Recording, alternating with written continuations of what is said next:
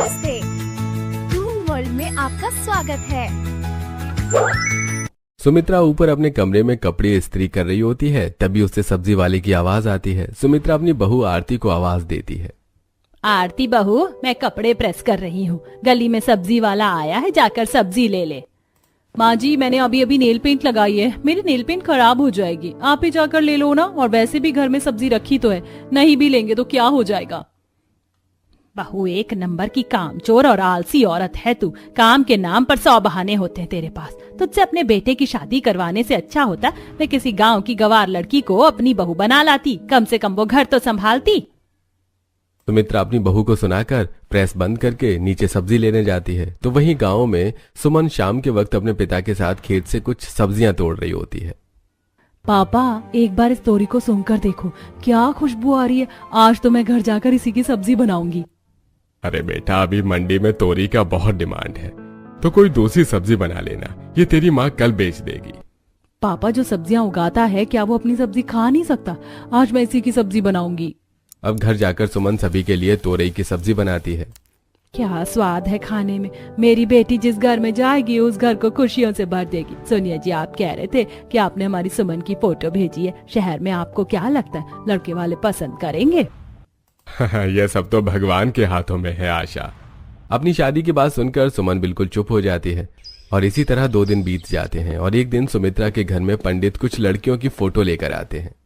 माँ देखो, पंडित जी आ गए भैया के लिए रिश्ता लेकर। पंडित जी, आप बैठिए ना। ये देखिए भाई साहब, ये दोनों लड़की शहर की हैं और ये गांव की। माता पिता गरीब हैं, इसलिए दहेज नहीं दे पाएंगे और शादी भी गांव से ही होगी। बाकी आप देख लीजिए आपको कौन पसंद है। विनोद तीनों लड़कियों की फोटो देखता है। कुछ ही देर में सुमित्रा भी बाहर आती है और वो भी फोटो देखती है। उसके बाद काजल अपनी माँ से कहती है, माँ मुझे तो लड़की पसंद है जो शहरी भी है। एक शहरी बहू लाकर पछता रही हूँ मैं, वही गलती दोबारा नहीं करनी मुझे। मेरे अमित को मेरी पसंद ही पसंद होगी, इसीलिए मुझे तो ये गांव वाली लड़की पसंद है। माँ जी, बस आपको लगता है कि मैं कामचोर हूँ और आलसी हूँ, वरना किसी से भी पूछ लो, मैं क्या काम नहीं करती? बहुत काम करती है तो जाकर चाय बना दे सबके लिए। माँ जी, आपको पता है चाय बनाना मेरे लिए मुश्किल काम नहीं है, पर सुबह से मेरी तबीयत ठीक नहीं है, 2 बार उल्टियां भी हो चुकी हैं। काजल, तुम बना दो ना जाकर चाय। काजल अपनी भाभी के बहाने सुनकर मुंह बनाती हुई अंदर जाती है और चाय बनाती है, तो वहीं विनोद और सुमित्रा अमित के लिए सुमन को पसंद कर लेती हैं। इसी तरह कुछ दिन बीत जाते हैं और सुमित्रा अपने परिवार के साथ सुमन को देखने के लिए जाती है और बहुत जल्द सुमन और अमित एक पवित्र रिश्ते में बंध जाते हैं। और जब सुमन अपने ससुराल आती है तो घर के बाहर सब्जियों के पौधे देखती है। कुछ ही देर में उसका गृह प्रवेश होता है और जब वो अंदर जाती है तो उसे घर के अंदर कोने में खिड़की के पास और सीढ़ियों पर सब्जी के कुछ पौधे नजर आते हैं। मेरे ससुराल वालों को भी सब्जियों से और पेड़ पौधों से बहुत प्यार है, तभी तो उन्होंने घर के अंदर भी सब्जियों के पौधे लगा रखे हैं। सारी सब्जियां कितनी ताजी लग रही हैं और कितनी सुंदर। इतनी सुंदर सब्जियां ये हमारे खेत में भी नहीं होती थी। माँ, सारी रस्म खत्म हो गई है, रात भी काफी ज्यादा हो गई है। अब हम लोगों को भी आराम कर लेना चाहिए और अमित को भी आराम करने के लिए जाने देना चाहिए। हाँ, तो मैं कौन सा रोक रही हूँ, जाओ बहू तुम भी अब आराम कर लो। पर हाँ, कल तुम्हारी पहली रसोई है और अब तुम इस घर की बहू हो तो तुम्हें अपनी जिम्मेदारी को भी निभाना है। अब सुमन और अमित अपने कमरे में आराम करने जाते हैं और काफी सारी अच्छी बातें करते हैं। तुम गांव से, मैं शहर से, इसलिए ज्यादा हम एक दूसरे को जान नहीं पाए। अब तुम मुझे बताओ तुम्हें क्या पसंद है? मुझे पेड़ पौधे, हरियाली, सब्जियां बहुत पसंद है। गांव में मैं अपने पिता के साथ सब्जियों की खेती करती थी और ज्यादातर समय मेरा वहीं गुजरा था।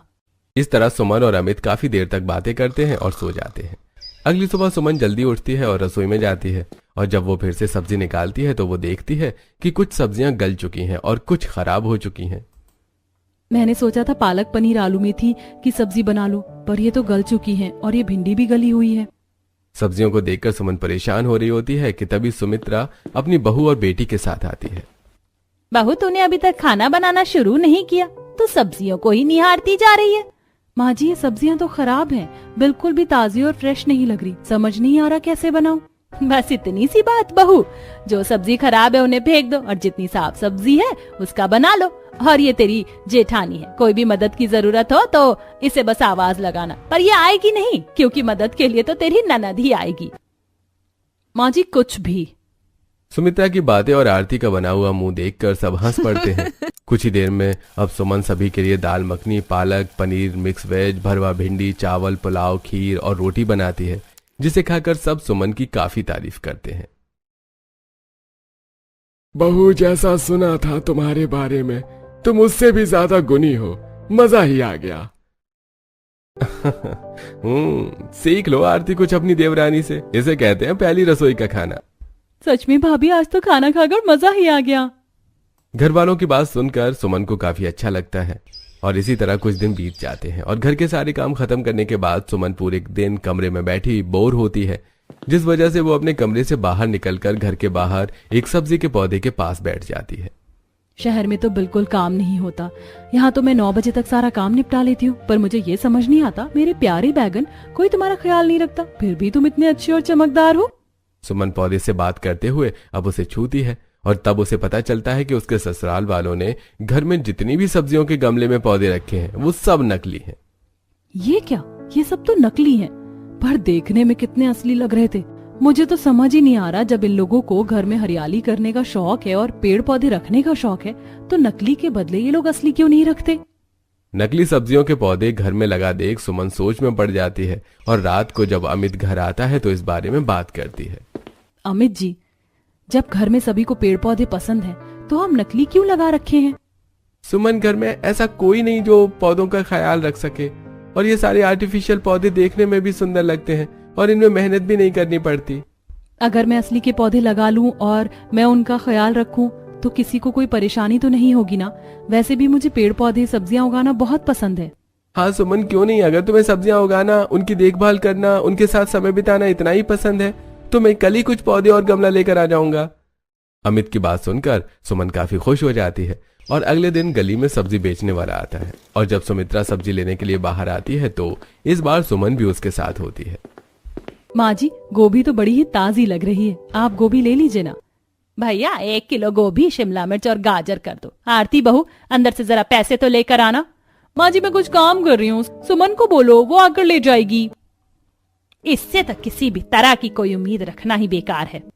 अब सुमन खुद घर में आती है और वो अपनी जेठानी को टीवी देखते हुए देखती है और सब्जी वाले को बाहर जाकर पैसे दे देती है।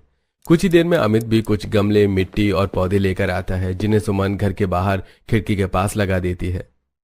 बहू, ये क्या कर रही हो तुम? पापा जी, यहाँ ज्यादा काम नहीं रहता, मैं बोर हो जाती हूँ सारा दिन, इसीलिए नकली पौधों को हटाकर मैं असली सब्जियों के पौधे लगा रही हूँ। इससे घर सुंदर भी लगेगा और मेरा टाइम पास भी हो जाएगा। बहू, कुछ सीख ले अपनी देवरानी से। सुमन की तारीफ सुनकर एक बार फिर आरती का मुंह बन जाता है। इसी तरह कुछ दिन बीत जाते हैं और गली में पौधे वाला आता है। सुमन जल्दी से बाहर जाती है और कुछ गमले सब्जियों के बीज और कुछ खाद लेती है। भाभी, अभी 2 दिन पहले ही तो आपने घर में सारे नकली पौधे हटाकर सब्जियों के पौधे लगाए और आज फिर आपने इतना सब कुछ ले लिया। काजल, गांव में मैं सब्जियों की खेती करती थी, खाली समय में सब्जियों से बातें करती थी और अपना टाइम पास करती थी। यहाँ 2-4 पौधों से क्या होगा? हमारी इतनी बड़ी छत खाली रहती है, सोच रही हूँ कुछ गमले छत पर लगा दूं। हमारे मोहल्ले में सबके छत पर पेड़ पौधे हैं, बस हमारा घर छोड़कर। सुमन के सामने काजल कुछ नहीं कहती और सुमन गमले, मिट्टी, खाद और सब्जियों के बीज लेकर छत पर जाती है और गमले में मिट्टी भरकर बीज डालती है और उनमें पानी डालते हुए बात करती है। अभी मैंने मिट्टी में सिर्फ बीज डाला है, अब मैं तुम्हारा ख्याल भी रखूंगी। अरे बहू, अकेले में किससे बात कर रही हो? मैं किससे बात करूंगी आंटी जी, मैं तो पौधा लगा रही हूँ। अच्छा, पौधा लगाते हुए खुद से बात कर रही हो? मुझे लगा कि तुम किसी भूत प्रेत से बात कर रही हो। सच्ची बताओ, एक पल को तुम्हें डर गई थी। दरअसल हमारी गली में एक औरत आई थी किराए पर, वो थोड़ी पागल थी, खुद से ही बड़बड़ाती थी। अब सुमन अपनी पड़ोसन से बात करने लगती है और नीचे जाती है, जहाँ पूरा परिवार एक साथ टीवी देख रहा होता है और अकेली सुमन रसोई में काम कर रही होती है। और ये देख रवि आरती से कहता है, पूरा दिन तुम बस टीवी फोन देखती हो या तो फिर सोती हो। अकेले तुम्हारी देवरानी रसोई में काम कर रही है, रात के 9 बजने वाले हैं, कम से कम खाना तो लगा दो। आप सब तो ऐसे करते हैं जैसे कि मैं कुछ करती ही नहीं हूँ। भूलिए मत, उस गरीब देवरानी के घर में आने से पहले मैं ही थी जिसने घर संभाल रखा था। भाभी, ये थोड़ा ज्यादा हो गया। ये बोलिए कि छोटी भाभी के आने से पहले आप कुछ कुछ काम को हाथ लगा दिया करती थी। आरती के काम चोरी और आलसपन की वजह से हर कोई उसका मजाक बनाता था, जिस वजह से अब आरती अपनी देवरानी से चिढ़ने लगती है। समय गुजरता है और सुमन घर में पेड़ पौधे और ज्यादा लगा देती है। ऐसे ही एक दिन जब सुमित्रा छत पर जाती है तब 10-15 गमले देखकर हैरान रह जाती है। बहू ने तो पूरी छत सब्जियों के पौधे से भर दिया। सुमित्रा बहन, आखिर तुम्हें आज फुर्सत में ली गई छत पर आने की। तुम्हारी बहू तो तुम्हारे घर को गार्डन बनाना चाहती है, या यूं कहूँ कि सब्जियों की खेत बनाना चाहती है। घर के बाहर तो 4-5 गमले रखे हैं, पर छत पर उसमें सब्जियों की खेती कर डाली। अपनी पड़ोसी की बात सुनकर सुमित्रा को बहुत गुस्सा आता है और वो नीचे आकर अपनी बहू को डांटने लगती है। बहू, ये सब क्या है? तुमने घर को अपना खेत ही समझ लिया क्या? ये सब तुम्हारे गांव में होता है, यहाँ नहीं। मुझे मेरी छत खाली चाहिए, नहीं तो मैं सारे गमले उठाकर फेंक दूंगी। पहली बार सुमित्रा को सुमन को डांटता देख आरती बड़ी हैरान होती है और मन ही मन खुद से कहती है, ये कैसा चमत्कार है? माँ जी अपनी सबसे प्यारी बहू को डांट रही हैं, वो भी सिर्फ इसलिए क्योंकि उसने छत पर सब्जियां उगाई हैं। मजा आ गया। आरती, अब कुछ ऐसा कर कि ये लाडली सबकी आंखों में खटकने लगे।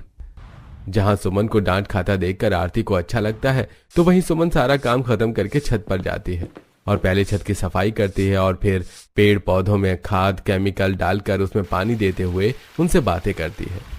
तुम्हें पता है आज मैं बहुत दुखी हूँ। इन लोगों को कैसे समझाऊं कि घर में फ्रेश थोड़ी बहुत सब्जी के पौधे होने चाहिए। इससे ना सिर्फ हमें ताज़ा हवा मिलती है बल्कि ताज़ी सब्जियां भी मिलती हैं। अगर गांव में होती तो मुझे इतनी छोटी सी बात के लिए सुनना ना पड़ता। पौधों की सिंचाई करते हुए सुमन को अपने मायके के दिन याद आ जाते हैं, जहां वो कुछ छोटे छोटे सब्जियों के पौधे लेकर घर आती है। हे भगवान, तू फिर मूली गाजर के पौधे लेकर आ गई। जितना तू सब्जियों के पौधे से प्यार करती है उतना एक माँ अपने बच्चों से नहीं करती होगी। हमारी सब्जियों की खेती है, सारा दिन खेत जाकर उनकी सिंचाई करके तेरा पेट नहीं भरता क्या, जो घर के बाहर भी सब्जियां उगा रही है? अरे आशा, क्यों डांट रही हो मेरी बच्ची को? खेती करना तो अच्छी बात है। हम किसान खेती करेंगे, सब्जी उगाएंगे, तभी तो सबका पेट भरेगा। कोई बात नहीं मेरी बच्ची, अगर बाहर जगह कम पड़ जाए तो तू छत पर उगाना सब्जी। अपने मायके के दिन को याद करते हुए सुमन की आंखें भर आती हैं और तभी वहां काजल आती है। भाभी, आप माँ की बातों का बुरा मत मानिए। उनका भी कहना सही है। माना कि आपको सब्जियों के पौधे लगाना पसंद है, पर थोड़ी जगह तो छत पर होनी चाहिए। काजल की बात सुनकर सुमन खुद को संभालती है और नीचे आती है। अब इसी तरह कुछ दिन बीत जाते हैं और एक दिन काफी तेज बारिश होने लगती है। ये लो, शुरू हो गई बारिश। आरती बहू, इसीलिए मैं तुझे कह रही थी कि जल्दी बाजार चल। सब्जी वाला भी गांव गया है, 2 महीने नहीं आएगा गली में। घर में सब्जी नहीं है, अब कैसे जाएं बाजार? माँ जी, हल्की बारिश है, थोड़ी देर में बंद हो जाएगी। सुमित्रा बारिश रुकने का इंतजार करती है और बारिश में भीगते हुए रवि, अमित और विनोद घर आते हैं और उनके घर आते ही, तुम सब भी खाली हाथ आ गए। आते हुए सब्जी ले लेते, बाहर बारिश हो रही है। माँ, हम बारिश में भीग कर आए हैं, घुटने तक पानी है। आपको लगता है अभी तक बाजार लगी होगी? और सब्जी मंगवानी थी तो फोन करते ना। हमें क्या सपने आते हैं कि घर में सब्जी है कि नहीं है? आप लोग एक दूसरे पर नाराज मत होइए। छत पर जो मैंने सब्जियां उगाई थी उनमें से कुछ सब्जियां हो गई हैं। मैं ऊपर जाकर कुछ बैंगन तोड़ लेती हूँ और आज बैंगन का भरता बना देती हूँ। ज्यादा बैंगन तो नहीं है, पर इतने बैंगन हैं कि एक टाइम का खाना बन सके। सुमन की बात सुनकर सभी चुप हो जाते हैं और सुमन छाता लेकर छत पर जाती है और कुछ बैंगन तोड़कर नीचे लाती है और रसोई में खाना बनाने लगती है। तो वहीं पूरा परिवार टीवी देखते हुए खाना खाते ही, आज के खाने का स्वाद काफी अलग है। फर्क तो है बाजार की सब्जी में और खुद की उगाई सब्जी में। एक बार फिर सुमन की तारीफ सुनकर आरती का मुंह बन जाता है और अगली सुबह आरती छत पर जाती है और गंदी छत देखकर अपनी सास को ऊपर बुलाती है। एक बार छत की हालत देखो माँ जी। मुझे आलसी और कामचोर बोलती हैं आप। अब आप अपनी गरीब गांव की संस्कारी कामकाजी बहू को क्या बोलेंगी? कभी पड़ोसी तो कभी तू, हर कोई बस मुझे एक ही बात कहता है। हद हो गई है अब नाराज सुमित्रा नीचे जाती है और अपनी बहू पर भड़कने लगती है। बहू, पहले तो तूने छत पर जंगल उगा दिया और उसी जंगल की कटाई ना करके तूने गंदगी कर रखी है। ये तेरा गांव नहीं है और ना ही मेरी छत खेत है। मुझे अपनी छत साफ पहले की तरह चाहिए। अगर तूने छत साफ नहीं रखी और फालतू की सब्जियों के पौधों को नहीं हटाया तो मैं इन सभी को उखाड़ फेंकूंगी। माँ, आप भाभी पर क्यों नाराज हो रही हो? उन्हें पेड़ पौधे लगाना अच्छा लगता है और हम भी तो यही कहते हैं ना कि पेड़ पौधों को बचाओ, और वो पौधे हमें फल ही दे रहा है। भूल गई आप? बारिश वाले दिन हमने घर की ही उगाई सब्जी खाई थी। तू अपनी भाभी की तारीफ करना बंद कर। 2-3 तरह की सब्जी उगा ली है, काफी है, पर एक बार तू घर बाहर और छत की हालत देख। हर जगह लहसुन, मिर्च, टमाटर, कद्दू, लौकी की सब्जी उगी हुई है। माँ जी, उन सभी पौधों में छोटे छोटे फूल और सब्जियां हैं। जब वो सब्जियां मैं तोड़ लूंगी तो मैं खुद धीरे धीरे सारे पौधों को हटा दूंगी। ये मेरा वादा है। उदास सुमन अपने कमरे में चली जाती है और खाली समय में छत पर जाकर पौधों से बातें करती है। इसी तरह कुछ दिन बीत जाते हैं और एक दिन आरती सुमित्रा शॉपिंग करने जाती है। माँ जी, मेरे बाथरूम का सामान खत्म हो गया, वो भी ले लेते हैं। बहू, तेरी इन हरकतों की वजह से मैं तेरे साथ शॉपिंग पर नहीं आती। तूने ड्रेस ले ली, चप्पल ले ली, चूड़ी ले ली, मेकअप का सामान ले लिया, अब तुझे बाथरूम का भी सामान लेना है। 8 बज गए, सब्जी लेने बाजार भी जाना है, फिर कभी करना शॉपिंग। मुंह बनाकर आरती सुमित्रा के साथ अब बाजार जाती है और दोनों सास बहू सब्जी लेकर रात के 9 बजे घर आती हैं, जहां वो लोग देखते हैं कि पूरा परिवार खाने के लिए बैठा है और आज सुमन ने सबके लिए दाल, चावल और भिंडी भुजिया बना रखी है।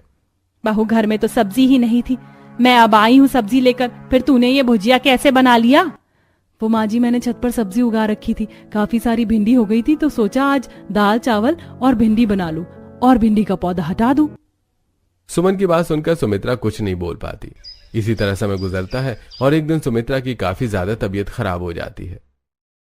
अरे बेटा, तेरी माँ को रात से उल्टियां हो रही हैं, बुखार भी उतरने का नाम नहीं ले रहा। हमें तो तेरी माँ को अस्पताल लेकर जाना होगा। काजल, आरती, सुमन, तुम तीनों घर में ही रहना, हम माँ को अस्पताल लेकर जा रहे हैं। घर के आदमी सुमित्रा को अस्पताल ले जाते हैं, जहां डॉक्टर उन्हें एडमिट कर लेते हैं और जांच करने पर पता चलता है कि उनका बीपी काफी बढ़ा हुआ है। साथ ही पेट में सूजन और लिवर में पानी भरा हुआ है, जिस वजह से उन्हें 4 से 5 दिन तक अस्पताल में ही रहना पड़ेगा। पापा, मैं और भैया हॉस्पिटल में हैं, आप घर जाओ। ठीक है बेटा, अपनी माँ का ख्याल रखना। विनोद घर आता है क्योंकि सुमित्रा बीमार थी और काजल ऑफिस जाती है और सीधा रात को आती है, इसलिए सुमन किसी से सब्जी नहीं मंगवा पाती और ना ही गली में सब्जी वाला आता है। दीदी, मुझे तो पता नहीं कि बाजार कहाँ लगता है, अंकल भी नहीं आ रहे सब्जी लेकर। आप बाजार से सब्जी ले आओ ना, या मुझे ही बाजार दिखा दो। सुमन, आज मंगलवार है, आज कोई बाजार नहीं लगता और कल बुधवार है, दूसरा बाजार बहुत दूर लगता है। मैं तुम्हें रविवार को बाजार दिखा दूंगी, अभी घर में जो है वही बना दो। वैसे भी माँ जी तो दलिया खिचड़ी खाएंगी। आरती ऐसे टाइम पर भी आलस करना नहीं छोड़ती और अपने कमरे में जाकर चुपचाप सो जाती है। जिसके बाद सुमन छत पर जाती है और थोड़े से कद्दू लौकी तोड़कर नीचे लाती है और अपनी सास के लिए सब्जी वाली खिचड़ी बनाती है, साथ ही सभी के लिए रोटी सब्जी बनाती है। भाभी, गली में सब्जी वाला आने लगा क्या? नहीं काजल, मुझे बाजार का भी नहीं पता, इसीलिए घर में जो थोड़ी बहुत सब्जियां उगी थी मैंने उसी की सब्जी बना ली है। सोच रही हूँ जब माँ जी आए तो बाकी की उगी सब्जियां तोड़कर पड़ोसियों को दे दूं और छत साफ कर दूं। जब भी घर में सब्जियों की समस्या होती, सुमन छत पर उगाई हुई सब्जियों का इस्तेमाल कर लेती। बहुत जल्द सुमित्रा ठीक होकर घर आती है और खाने में सब्जी देखकर अपनी बहू से कहती है, बहू, तेरे ससुर ने बताया जेठानी तेरे साथ एक दिन भी बाजार नहीं गई और गली में सब्जी वाले भैया भी नहीं आ रहे थे, इसलिए तूने छत पर उगाई हुई सब्जियों का इस्तेमाल किया।